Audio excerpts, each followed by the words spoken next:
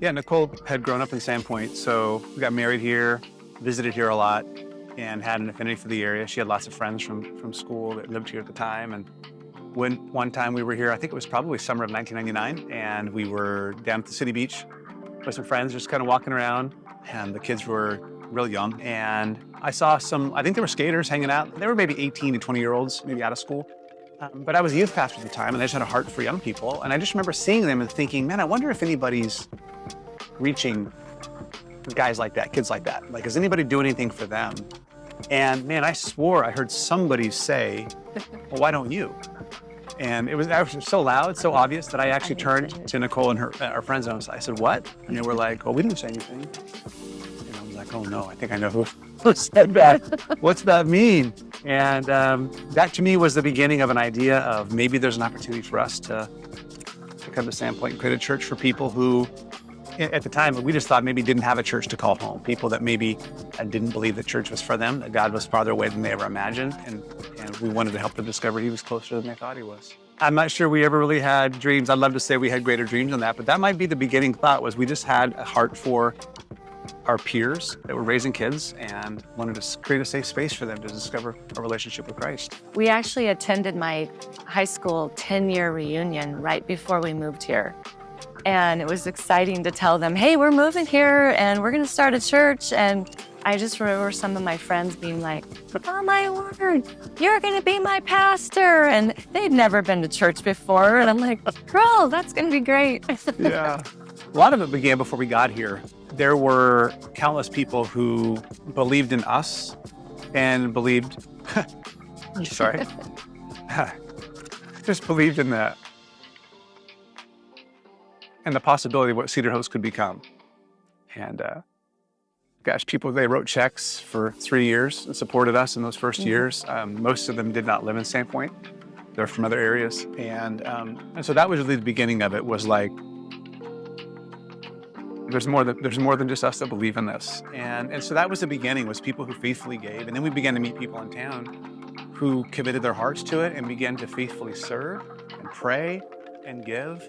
And before you knew it, there was this group of people, many of them who were old enough to be our parents, who were like, we're committed to be a part of this. And suddenly this thing grew from an idea and a dream to a group of people who were deeply committed to making it a reality. And before you knew it, there was like 40 of us meeting in our living room, and I was like, what is happening here? And God was just doing what he had always said he would do, which is to build his church, and then nothing would stop it. Yeah. It's been a fun ride ever since. Yeah.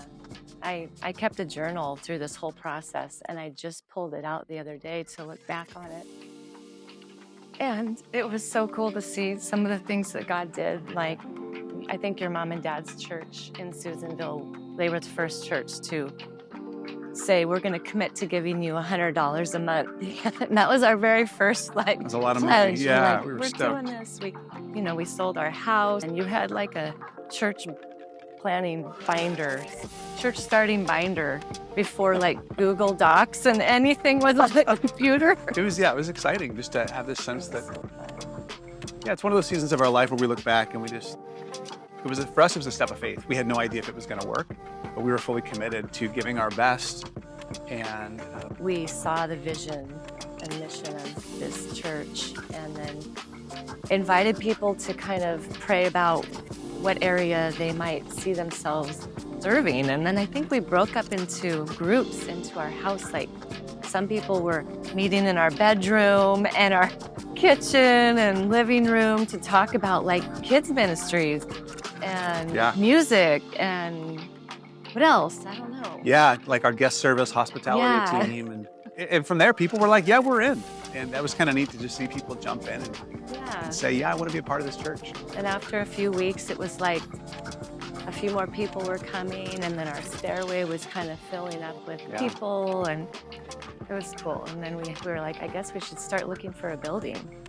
Yeah, we couldn't find anywhere to meet. Like, there was no building in town that seemed like it was going to fit our needs. And so I remember just getting in the car one day and telling Nicole, like, I'm just going to go find a building. I'm not coming home until I find one. It was like, and I just started driving around, and I found myself on McGee Road, and there was these blue warehouses that were for rent.